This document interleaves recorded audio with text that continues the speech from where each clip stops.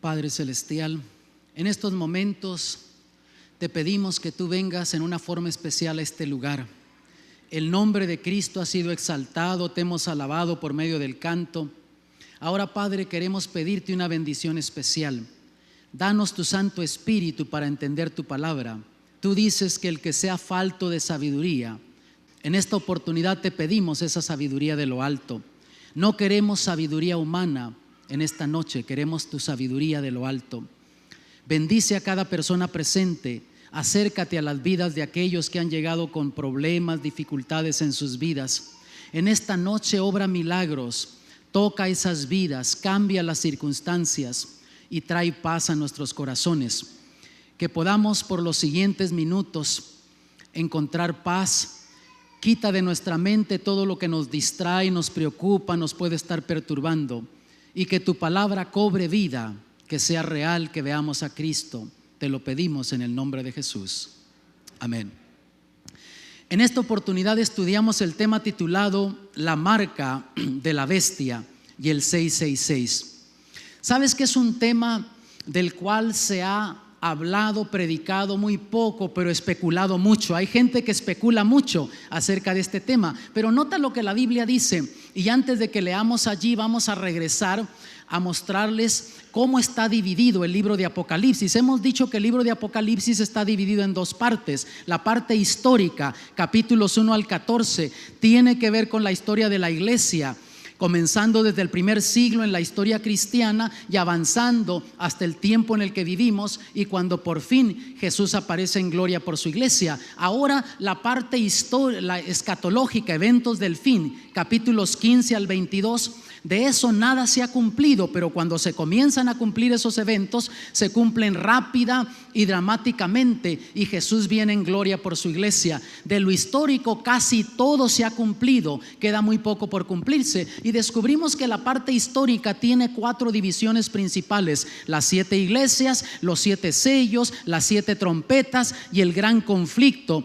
entre el bien y el mal. En nuestro estudio pasado ya comenzamos a estudiar ese gran conflicto, pero descubrimos que algunas de estas divisiones tienen subdivisiones y la presentación de ahora es una subdivisión del mensaje del gran conflicto entre el bien y el mal. Yendo al capítulo 14 de Apocalipsis, versos 9 y 10, leemos lo siguiente: y el tercer ángel los siguió, diciendo en alta voz: si alguno adora a la bestia y a su imagen, y toma la señal en su frente o en su mano, este también beberá del vino de la ira de Dios, el cual está echado puro en el cáliz de su ira, y será atormentado con fuego y azufre delante de los santos ángeles y delante del Cordero.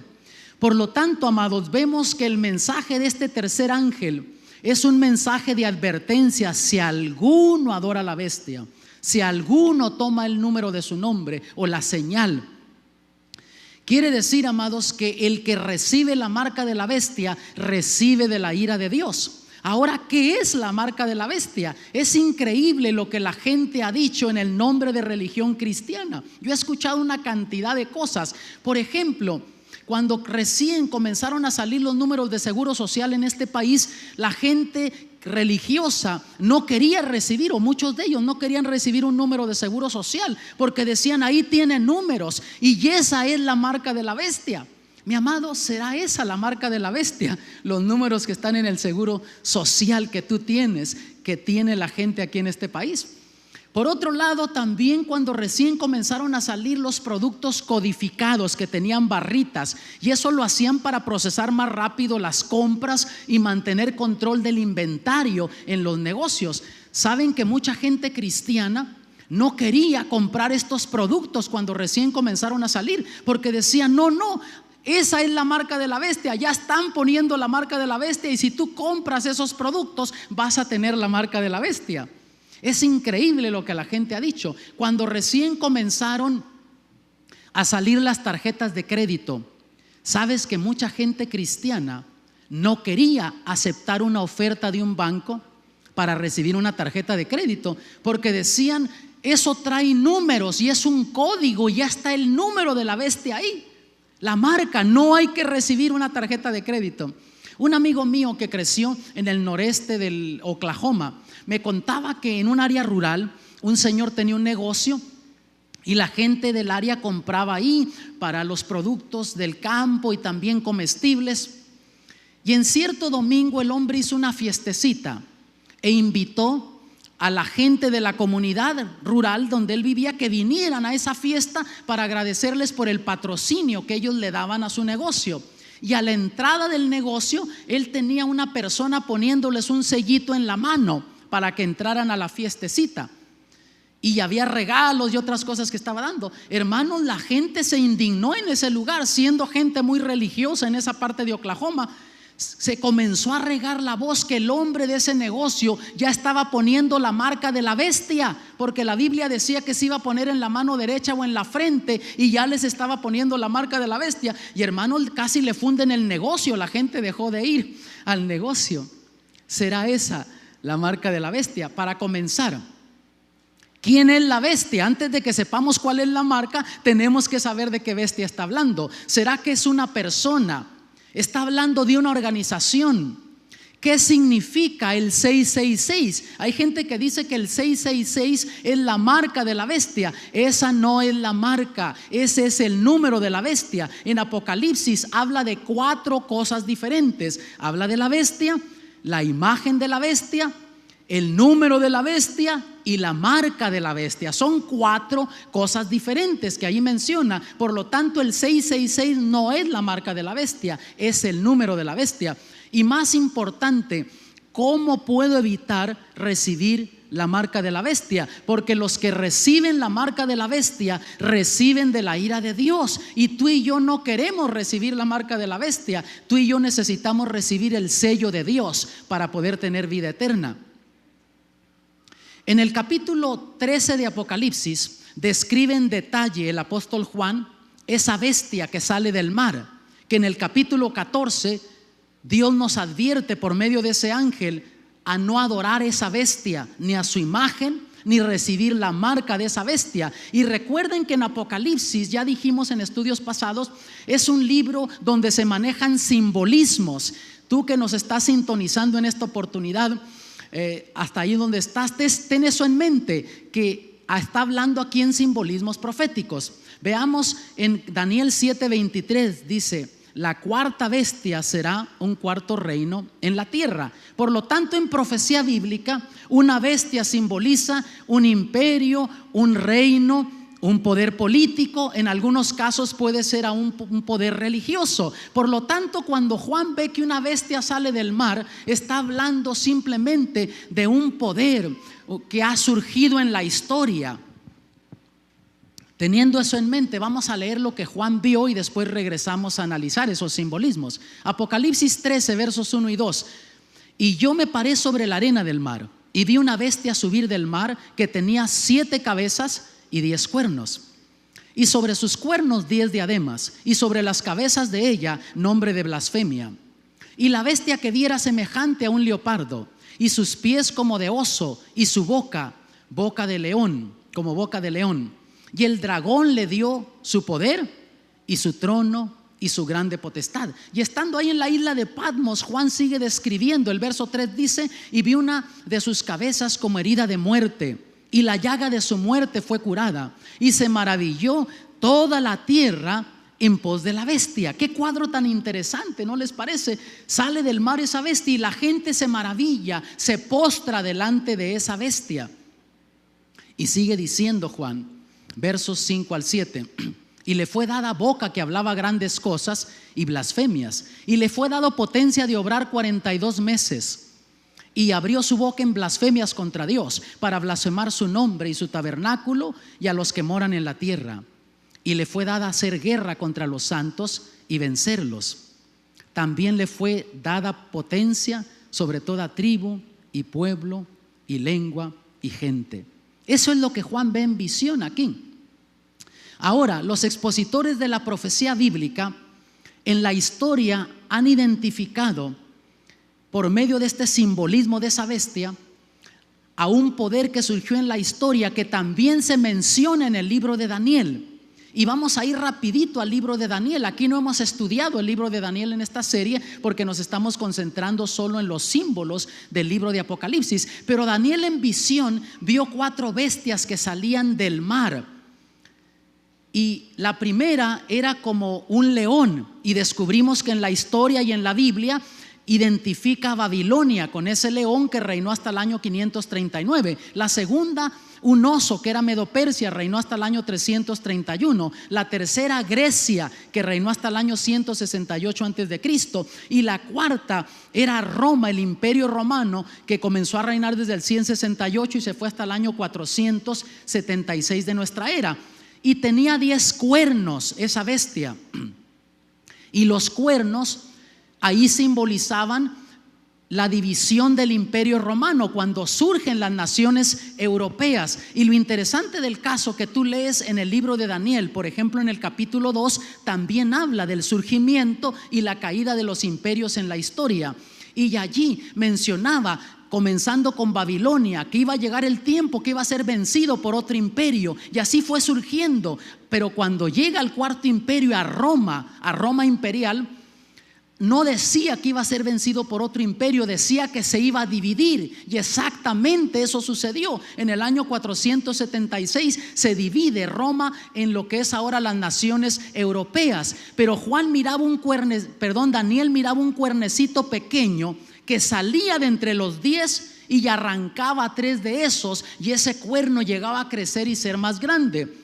Y los expositores de la Biblia, basado en lo que dice la profecía bíblica, identifican ese quinto poder como Roma papal, que surgió en el año 538 y se extendió hasta el año 1798 de nuestra era. Y una vez que surgió como poder político religioso, descubrimos que se convirtió en un poder perseguidor cuando exterminó a los ostrogodos, a los vándalos y a los érulos. Esos 3 cuernos que estaban ahí simbolizados.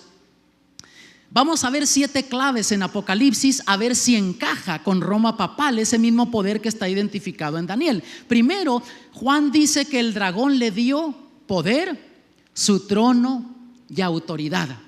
¿Quién es el dragón? La misma Biblia lo dice en Apocalipsis. En el estudio pasado, capítulo 12 de Apocalipsis, descubrimos quién es ese dragón. Vean ahí en Apocalipsis 12 verso 9: y fue lanzado fuera aquel dragón, la serpiente antigua, que se llama Diablo y Satanás, el cual engaña a todo el mundo. Por lo tanto, aquí Apocalipsis identifica directamente a ese dragón con Satanás. Pero ahora, amados, el diablo rara vez se ha parecido como la gente lo pinta, con cuernos y cola, o como aquí lo identifica Juan, con 7 cabezas y una grande cola. El diablo en la historia hemos descubierto que ha utilizado a líderes políticos, a gobiernos, aún a líderes religiosos para cumplir sus propósitos. Por lo tanto, descubrimos que, por ejemplo, cuando Jesús nació, el diablo quiso destruir a Jesús, pero usó a un rey romano, al rey Herodes. Después, cuando fue condenado a muerte, Jesús utilizó a otro emperador, que fue Pilato. Los soldados eran romanos, la cruz en la que clavaron a Jesús era romana. Por lo tanto, sí, Apocalipsis nos dice claramente que es el dragón, el diablo, pero aquí también ese dragón es un símbolo del imperio romano, y dice que entonces ese dragón, el imperio romano, le iba a dar su trono, su asiento y su autoridad. Y vemos en la historia, lo que escribe en el libro de la historia de la iglesia cristiana, lo siguiente: Vigilio ascendió la silla papal en el año 538 después de Cristo, bajo la protección militar de Belisario. ¿Quién fue Belisario? Belisario era el general que controlaba el territorio de Italia, y cuando el Papa Vigilio entra y toma poder, le da también el poder político, no solamente religioso, le da todo el apoyo. Y de ahí surge en la historia lo que se le llamó la unión de la iglesia y el Estado. Por lo tanto, la primera clave encaja, porque fue el imperio romano quien le dio el poder a Roma papal. Número 2, la profecía decía que iba a hablar blasfemias. La pregunta es, ¿qué es una blasfemia? Yo te podría decir lo que es una blasfemia. A lo mejor tú tengas alguna otra idea de lo que una blasfemia pueda ser, pero la misma Biblia lo explica. Cuando Jesús estaba sanando, predicando, 4 personas llevaron a un paralítico, un enfermo. Le dijeron: si te llevamos a Jesús, Él te puede sanar. Y llevaron a este enfermo con Jesús. Y teniendo ese contexto en mente, vean lo que dice la Biblia en Lucas 5, versos 20 y 21. El cual, viendo la fe de ellos, o sea, Jesús viendo la fe de estos hombres que llevaron al paralítico, le dice: hombre, tus pecados te son perdonados. Entonces los escribas y los fariseos comenzaron a pensar diciendo: ¿quién es este que habla qué? Blasfemias. ¿Quién puede perdonar pecados sino solo Dios? Ellos entendían en los tiempos bíblicos claramente que si una persona se adjudicaba atributos que pertenecen solo a Dios, estaba blasfemando. En ese caso, Jesús no estaba blasfemando, porque Jesús nos dice la Biblia que también Él es Dios. Juan 1:1 nos explica que Jesús también es divino, es Dios. Jesús tenía y tiene poder para perdonar pecados. Pero si un líder religioso, si yo les dijera a ustedes que yo tengo poder para perdonarles los pecados a ustedes, estaría blasfemando el nombre de Dios, porque yo no tengo poder, solo Dios puede perdonar los pecados. Y en la historia cristiana hemos visto que Roma papal ha reclamado esa autoridad. Ha dicho que sus líderes religiosos, sus sacerdotes, tienen poder de perdonar los pecados de los seres humanos. Esta segunda clave también encaja. La tercera clave sería un poder perseguidor, y vemos que en la historia lo fue. En el tiempo que se le llamó la Edad Media, se le llamó también la Inquisición, cuando Roma, en el nombre de religión, persiguió a gente que quería seguir teniendo la Biblia como la única fuente y base para la vida cristiana. Comenzó a meter tradiciones, mandamientos de hombres y imponer eso a la gente. Por lo tanto, la historia nos cuenta que sí fue un poder perseguidor. Por lo tanto, también encaja esa clave. Enseguida, la cuarta clave es que reinaría por 1260 años. La profecía lo decía. Vean ahí, en 42 meses decía que iba a reinar. Y si lo multiplicamos por el mes bíblico de 30 días, nos da 1260 días. Y Ezequiel 4:6 nos da la clave para entender periodo de tiempo en profecía bíblica. Día por año te lo he dado. Por lo tanto, un día en profecía bíblica, ¿cuánto tiempo simboliza?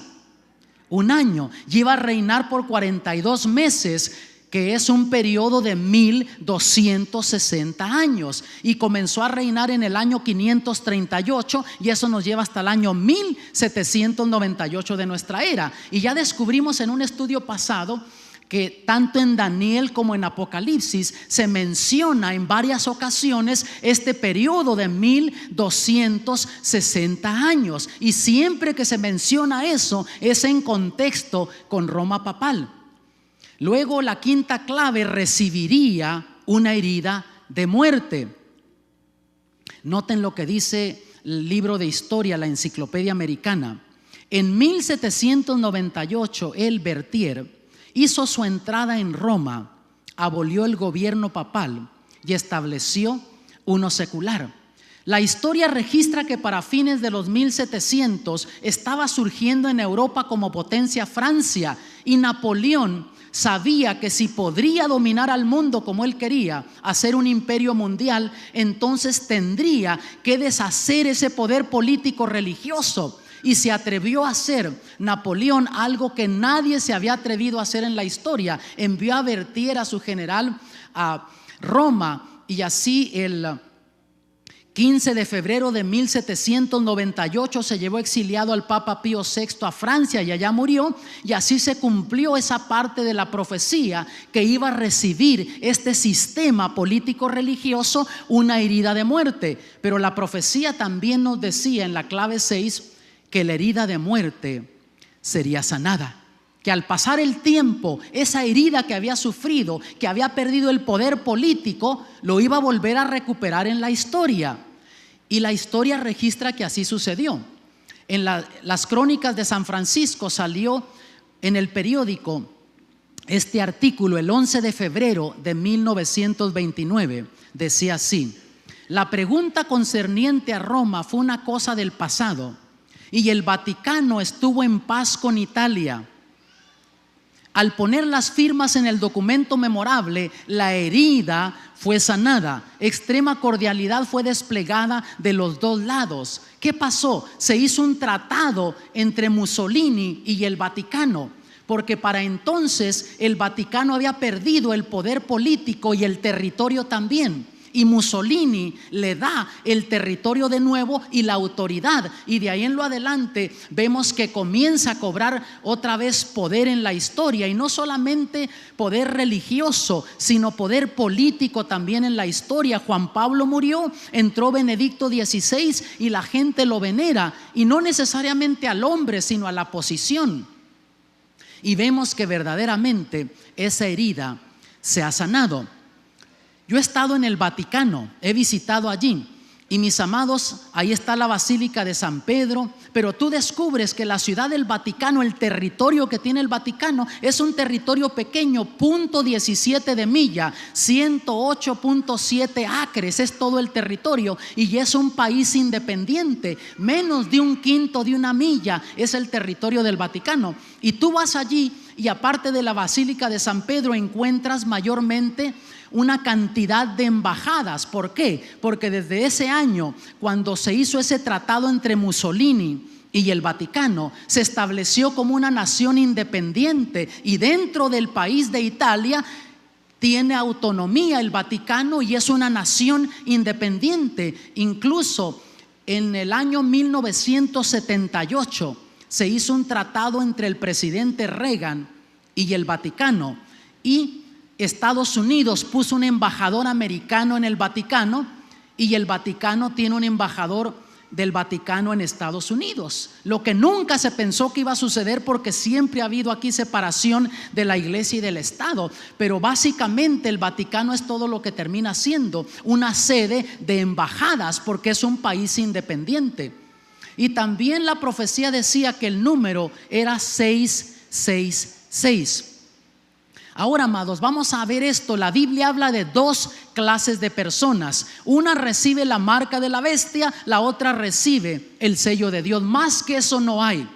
O tú vas a tener la marca de la bestia o vas a tener el sello de Dios, pero más que eso no hay. O vas a estar sellado para la eternidad con el sello de Dios, o vas a tener la marca de la bestia para recibir de la ira de Dios cuando Cristo Jesús viene en gloria. Vean lo que dice Apocalipsis 13, versos 16 y 17. Y yacía que a todos, a los pequeños y grandes, ricos y pobres, libres y siervos, se les pusiese una marca en su mano derecha o en su frente, y que ninguno pudiese comprar o vender, sino el que tuviera la señal o el nombre de la bestia o el número de su nombre. Notan, habla de una marca o en la mano derecha o en la frente. Reciben esos la marca de la bestia. Aquí identifica la Biblia a un grupo de personas que van a recibir esa marca. Por otro lado, la Biblia también identifica a los que reciben el sello de Dios. Apocalipsis 7, versos 2 y 3. Y vi otro ángel que subía del nacimiento del sol, teniendo el sello del Dios vivo, y clamó con gran voz a los 4 ángeles, a los cuales era dado hacer daño a la mar y a la tierra, diciendo: no hagáis daño a la tierra, ni al mar, ni a los árboles, hasta que señalemos a los siervos de nuestro Dios en sus frentes. Por lo tanto, aquí en Apocalipsis 7, Dios identifica a su pueblo que no va a recibir la marca de la bestia, pero que va a recibir el sello de Dios en sus frentes. Aquí Juan, hablando en Apocalipsis 15:2, él ve en visión y Dios le muestra cuando ya el pueblo de Dios estará en el cielo. Y vean lo que dice: y vi así como un mar de vidrio mezclado con fuego, y los que habían alcanzado la victoria de la bestia y de su imagen y de su señal y del número de su nombre, estar sobre el mar de vidrio, teniendo las arpas de Dios. Por lo tanto, aquí Juan identifica al pueblo de Dios que tuvo la victoria, no recibió la marca de la bestia y está en el cielo. Dios le muestra esa visión a Juan de lo que va a hacer cuando el pueblo de Dios ya esté en el cielo. Pero los que reciben de la marca de la bestia, Apocalipsis 14 decía que iban a recibir de la ira de Dios. Y mira lo que dice el capítulo 16, verso 2. Cuando comienzan a caer las plagas sobre esta tierra, y en un par de estudios ya vamos a estar hablando de esto, dice: y fue el primer ángel, y derramó su copa sobre la tierra, y vino una plaga mala y dañosa sobre los hombres que tenían la señal de la bestia y sobre los que adoraban su imagen. Por lo tanto, las plagas que van a caer al fin del tiempo, justo antes de que Cristo Jesús aparezca en gloria, van a comenzar a caer sobre aquellos que tengan la marca de la bestia. Vemos entonces que el recibir la marca de la bestia tiene sus consecuencias, porque los que reciben la marca de la bestia reciben de la ira de Dios. Tú y yo necesitamos tener el sello de Dios, no recibir la marca de la bestia. Ahora, en el verso 18 del capítulo 13 dice: aquí hay sabiduría.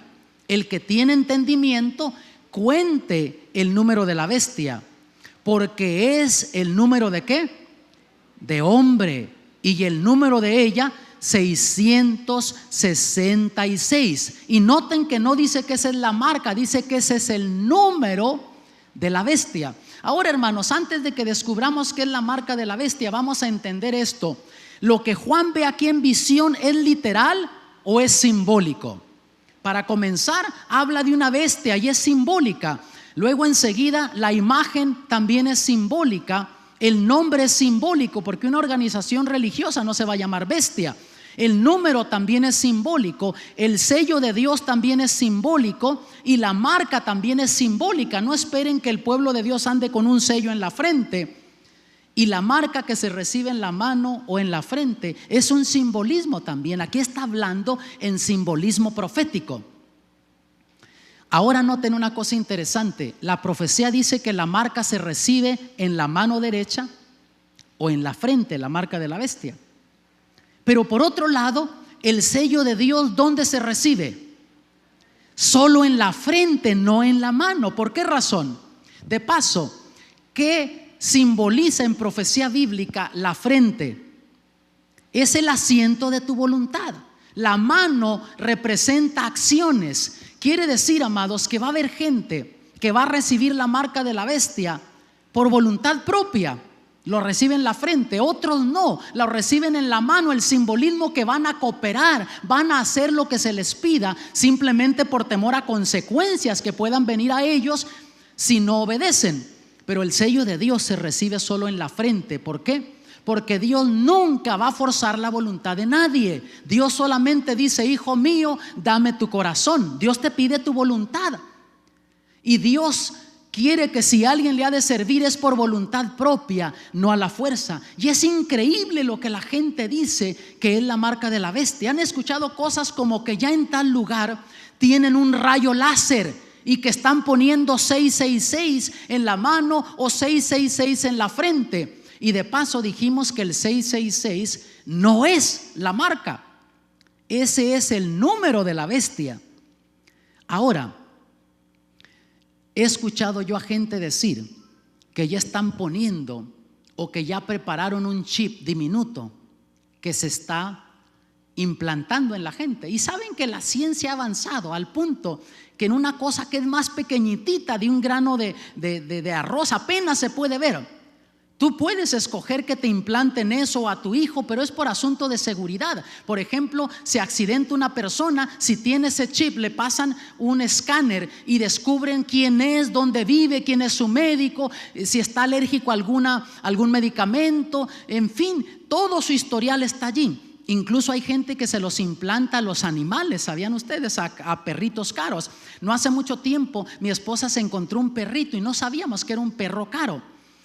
Y lo llevamos a casa porque nadie lo reclamaba, y lo llevó al veterinario, y cuando lo ve el veterinario le dice: ese es un chihuini. ¿Y eso qué es? Una mezcla de perro salchicha con perro chihuahua.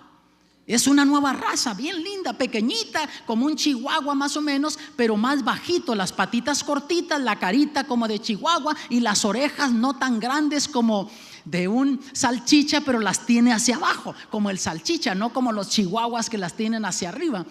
Y rápido dijo la veterinaria: vamos a pasarle el escáner, a lo mejor tiene un chip ahí. Y le pasó el escáner y no había ningún chip. Así es que pues nos llevamos a Panchito a la casa, le pusimos Panchito y ahora ahí tenemos a Panchito con nosotros en la casa. Pero se hace por seguridad. Ya hay gente que dice: ya con eso ahí va a estar la marca de la bestia. Y hermanos, el diablo quiere que la gente en el nombre de religión esté especulando que esto es la marca de la bestia, lo otro es la marca de la bestia. Y cuando en realidad se implemente la marca de la bestia, la mayoría de la gente ni cuenta se va a dar que la está recibiendo. El diablo quiere tener tan distraída a la gente, aún en el nombre de religión cristiana, que cuando se implemente esa marca, la gente ni cuenta se va a dar que la recibió. Ahora supongamos que hubiera tal cosa como un rayo láser y a ti te llevan a la fuerza y te ponen 666 en la mano o 666 en la frente, que dijimos que esa no es la marca, ese es el número de la bestia. ¿Afectaría eso tu relación con Dios si a ti a la fuerza te ponen una marca tal? No, tú estás convencido de la verdad de Dios, tienes tu convicción en tu corazón. Ahora, entonces, ¿qué es la marca de la bestia?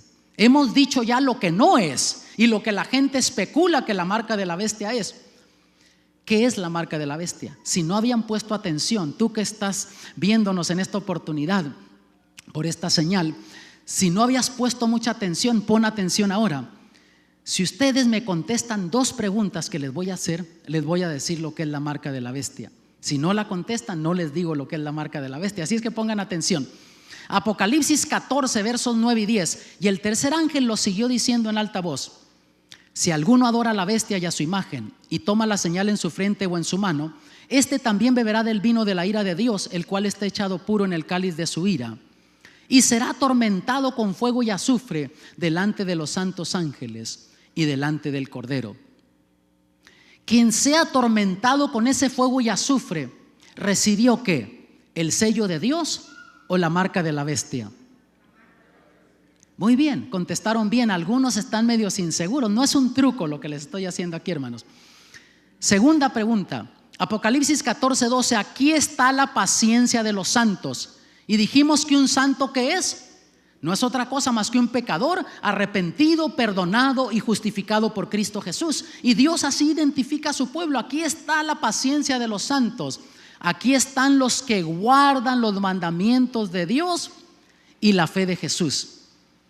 Este grupo que Dios identifica, que guardan los mandamientos de Dios y tienen la fe de Jesús, ¿reciben la marca de la bestia o reciben el sello de Dios?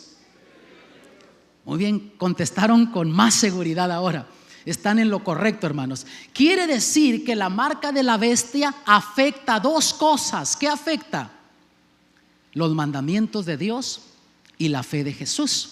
Porque ahí en el capítulo 14, el tercer ángel identifica a esa bestia y dice que no adoremos a esa bestia, porque si no vamos a recibir de la ira de Dios. Y enseguida Dios identifica a su pueblo.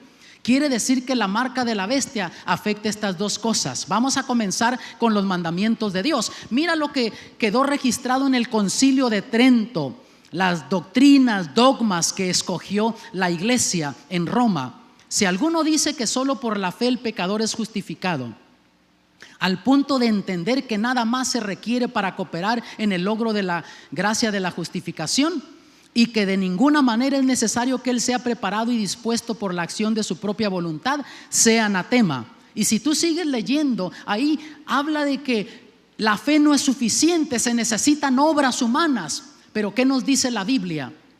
Y antes de eso, mira lo que dijo el Papa Bonifacio: hay solo una iglesia santa y católica y apostólica, fuera de la cual no hay salvación, y cada criatura debe estar sujeta al pontífice romano.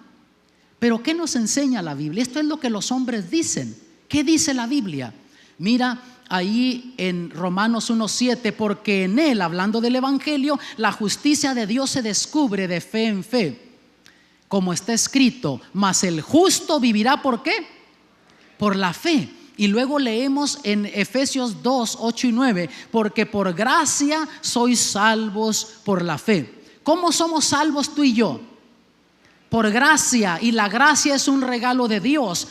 Y nosotros recibimos la gracia de Dios por medio de la fe. Tú que me estás viendo en esta oportunidad por el televisor, también hasta donde tú estás, por la fe tú puedes recibir la gracia de Dios y decir: hermanos, Señor, yo no merezco lo que Jesús hizo por mí en la cruz, pero acepto tu misericordia, tu gracia, tu amor. Esa es la fe, creer, aceptarla.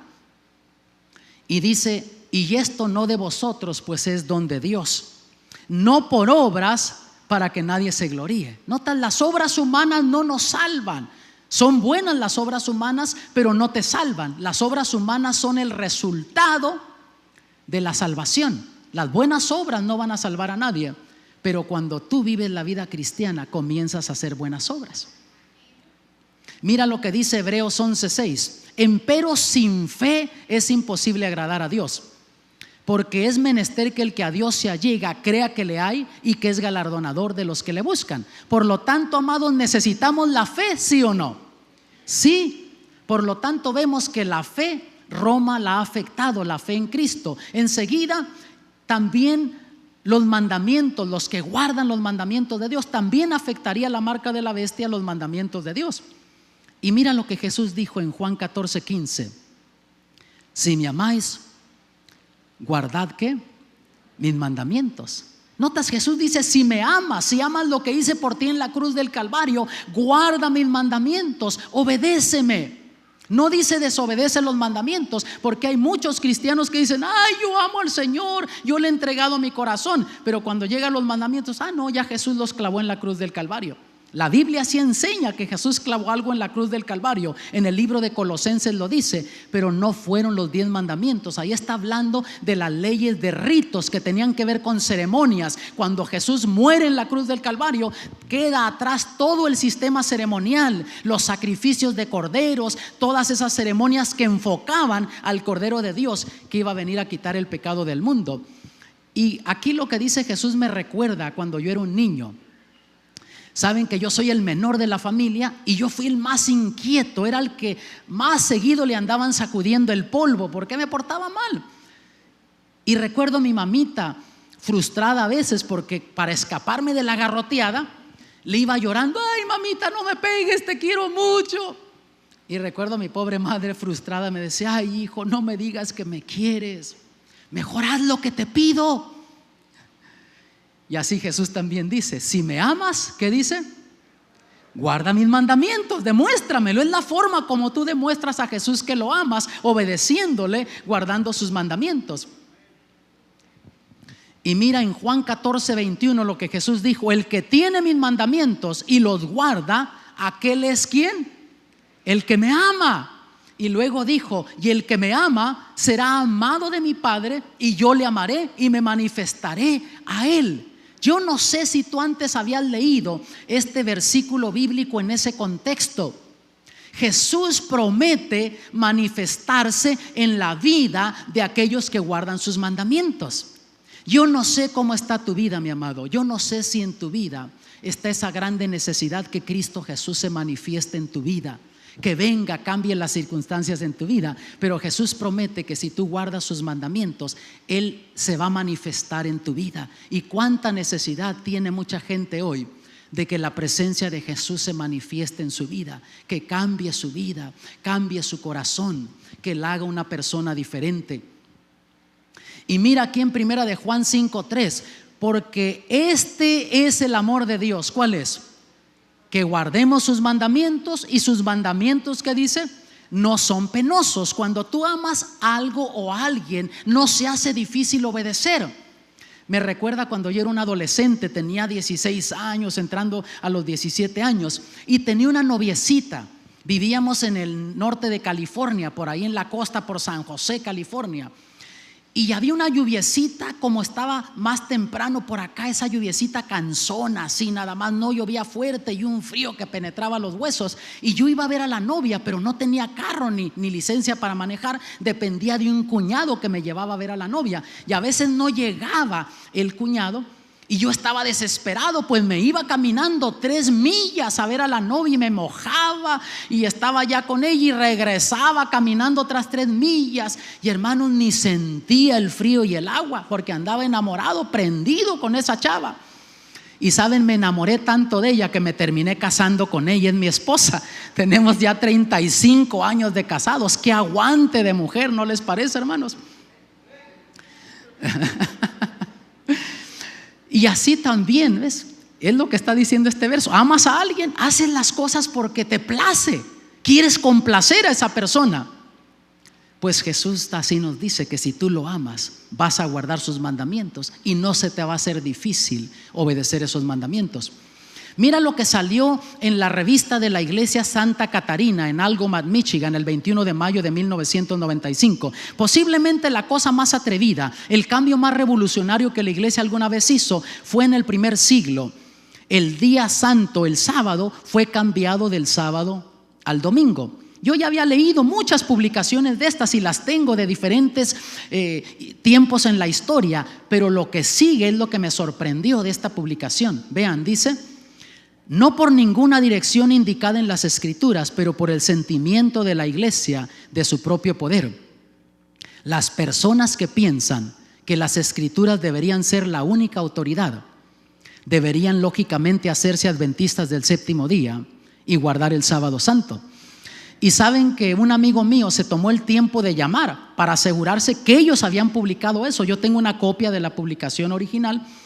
Y le dijeron: efectivamente, la Biblia no enseña, no da autoridad para cambiar del sábado al domingo, no habla de la observancia del domingo, pero como la iglesia tiene poder para cambiar la Biblia, nosotros cambiamos eso. Ahora, si alguien quiere hacer lo que la Biblia dice, que se haga adventista del séptimo día, porque ellos sí guardan el sábado, no como otros cristianos le dijeron, que se dicen cristianos, protestantes que protestan en contra de Roma por los cambios que hizo Roma y siguen guardando el domingo.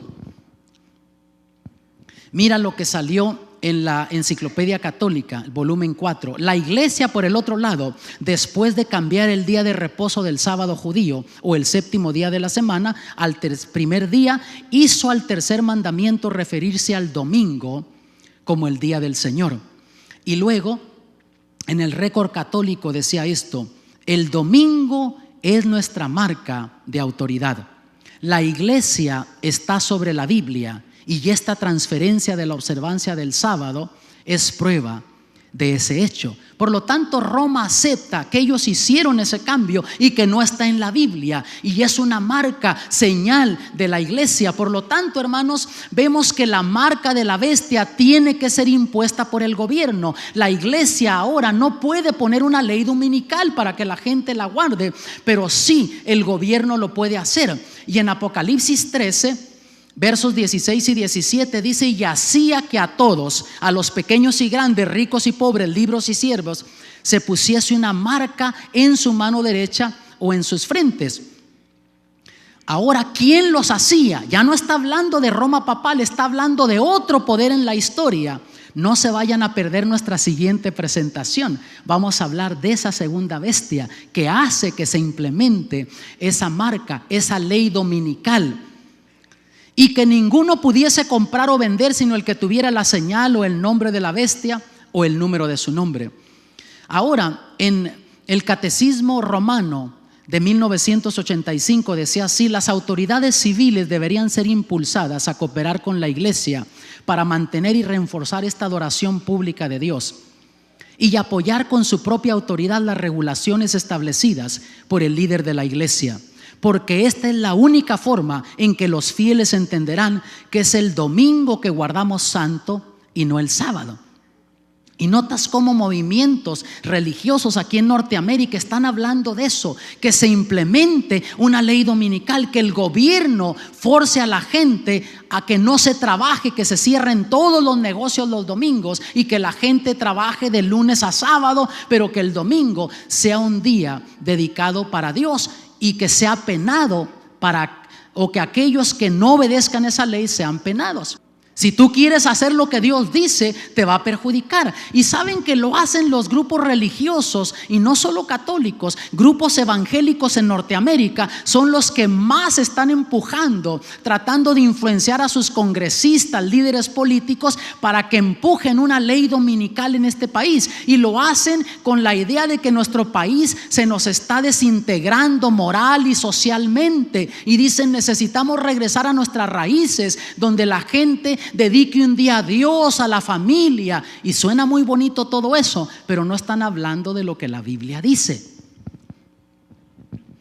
Los que no reciben la marca de la bestia no podrán comprar y vender. La Biblia dice eso. Vean, Apocalipsis 13:17, y que ninguno pudiese comprar o vender sino el que tuviera la señal o el nombre de la bestia o el número de su nombre. O sea, va a haber un boicot en contra de aquellos que quieran hacer lo que Dios dice en su palabra.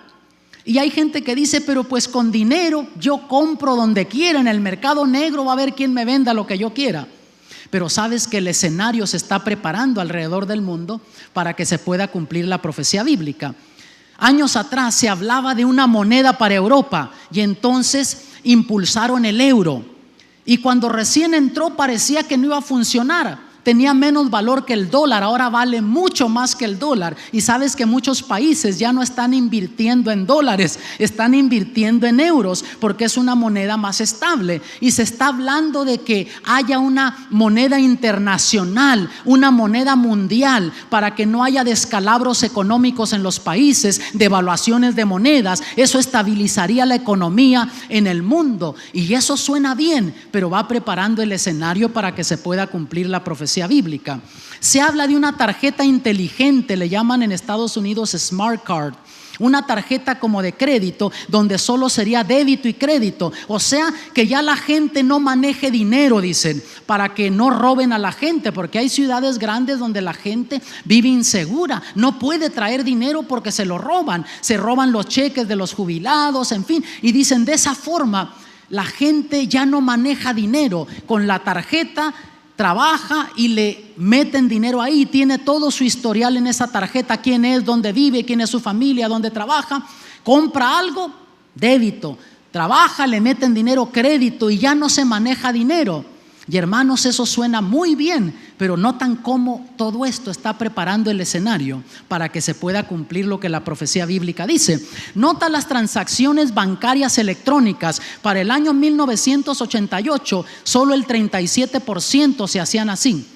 Para el año 90 hubo un tremendo virus. El 90% de las transacciones bancarias mundiales se hacían electrónicamente. Ahora el 100% ya no se maneja dinero de un país a otro en los bancos. Todo se hace electrónicamente. Antes, en este país, tú podías vivir en California, tener una licencia de manejar, tener una cantidad de infracciones. Te venías a Texas, aplicabas por otra licencia de manejar acá y comenzabas en cero. No te seguía tu récord. Pero ahora hay una tremenda red de información. Tú tienes infracciones en California o en otro estado, tienes una orden de arresto, te vienes a otro estado, digamos acá Texas, vas y aplicas por una licencia, ahí mismo te arrestan y te llevan a la cárcel porque tu récord te sigue. Hay ese intercambio de información. Alrededor del mundo, amados, hay un tremendo cambio de información, una tremenda red mundial. Después del ataque terrorista aquí en Estados Unidos, comenzó un tremendo intercambio de información, y todo por seguridad. Y ya han logrado detener algunos ataques terroristas por el intercambio que hay con Estados Unidos y otros países europeos y alrededor del mundo, ese intercambio de información.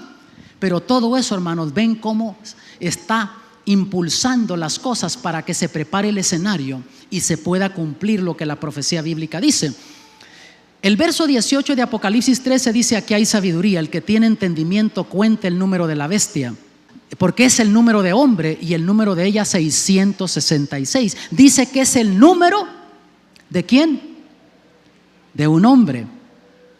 Ahora, hermanos, entendiendo el 666, en todo el Apocalipsis el número 7 representa perfección o totalidad, el 6 representa imperfección. Pero por otro lado, la profecía dice que contemos el número de la bestia.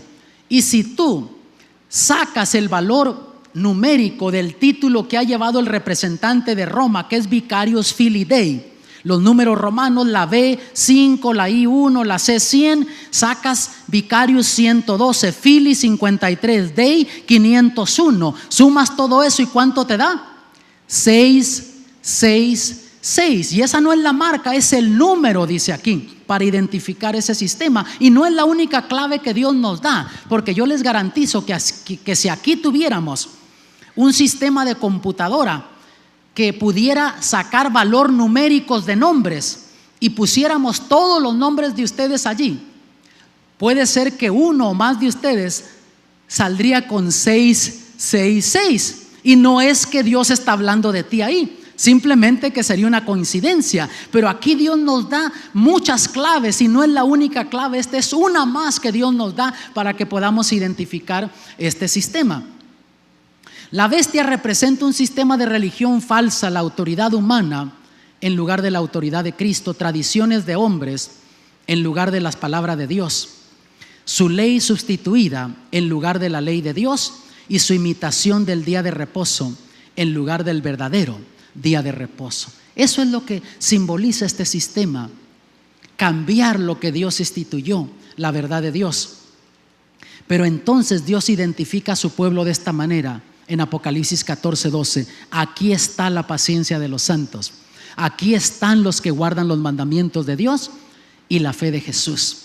Quiere decir, amados, que esta clave se identifica en el pueblo de Dios. Guardan los mandamientos de Dios y tienen la fe de Jesús. Y no guardamos los mandamientos para salvarnos, sino porque ya somos salvos en Cristo, porque tenemos fe en Cristo y queremos agradarlo. Por eso vamos a guardar sus mandamientos, porque Él nos dijo: si me amas, guarda mis mandamientos.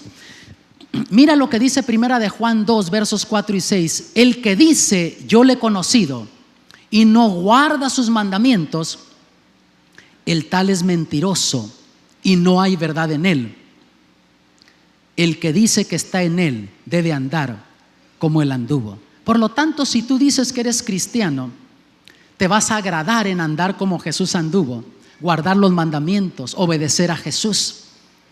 Y mira lo que dice en Juan 8:29, porque el que me envió conmigo está. No me ha dejado solo el Padre, porque yo lo que a Él agrada hago siempre. Jesús siempre tenía la presencia del Padre con Él y sabía que el Padre lo había enviado, pero Él hacía lo que agradaba al Padre. Y mi amado, hay gente que se preocupa: pastor, pero ¿qué cuando implementen esa ley dominical y comienza a sufrir la gente? Y hermano, yo no quiero ser un predicador alarmista, todavía no hay tal ley. Han tratado de impulsar leyes como esas, pero rápido la matan en el Congreso porque hay separación de la iglesia y del Estado. Pero la profecía dice que va a llegar el día cuando sí se va a establecer este tipo de ley.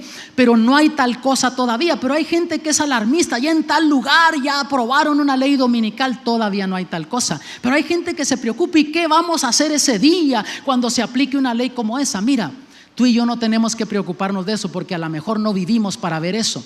Puedes morir mañana, el año que viene, y estás sufriendo ahora por algo que no vas a vivir.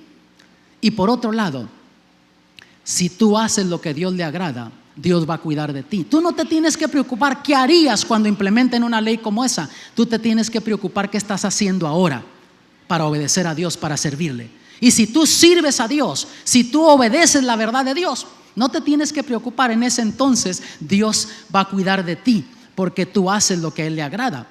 Y el mensaje de Apocalipsis 13 aquí, recuerden que es parte del gran conflicto entre el bien y el mal. O sea, por la lealtad del ser humano se está peleando esa batalla en esta tierra. Dios quiere tu vida, Dios quiere controlar tus emociones, tu vida, tus sentimientos. El diablo quiere tener control de ti. Aún en el nombre de religión cristiana, el diablo quiere hacer que tú desobedezcas los mandamientos de Dios.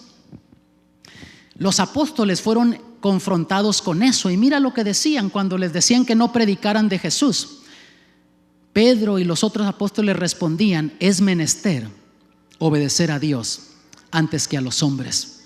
¿Qué vas a hacer tú? ¿A quién vas a obedecer? ¿A Dios o a los hombres? El 666, dijimos, no es la marca de la bestia, es el número de la bestia. Ahora,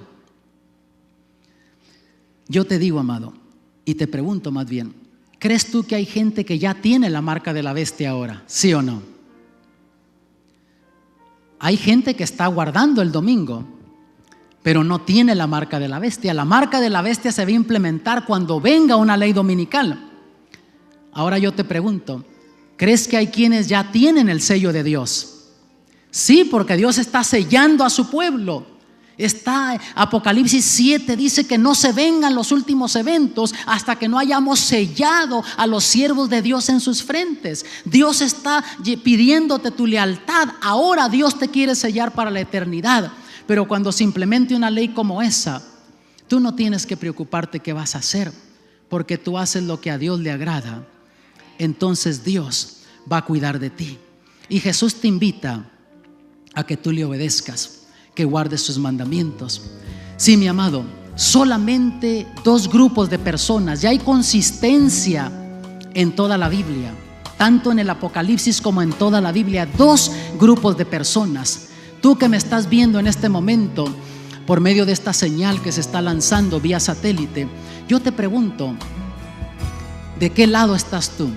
¿O recibirás el sello de Dios o la marca de la bestia? Más que eso no hay.